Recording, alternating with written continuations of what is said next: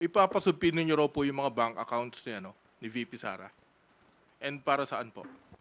Well, ire-request po namin sa impeachment court dahil ang po pwede pong magsabina ay yung impeachment court. So mag-a-apply po kami sa impeachment court na ito'y masabina para lamang po ito sa mas tumibay pa yung mga ebidensya po natin. Ito'y dun sa SALN, sa issue po ng SALN.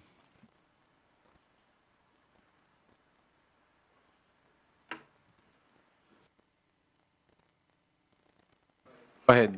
Hihingi na rin po ako ng reaction dun sa pagpa-file ng complaint kay Speaker Romualdez et al. Kanina po. Well, malaya hong mag-file ng cases no ang ating etong petitioners natin kahit yung mga kasamahan natin sa Kongreso. At dahil ito na naging isang usaping legal, mas mabuti siguro na antayin natin kung ano yung mga paratang na nilagay nila doon sa petition nila.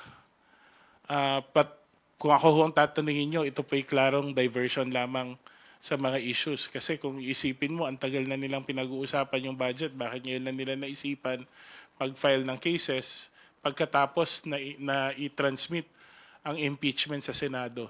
So clearly there is an effort to downplay the move of the House to transmit the impeachment to the Senate and also divert the attention ng ating mga taumbayan ukol sa totoong issue na dapat sagutin ng kabilang kampo.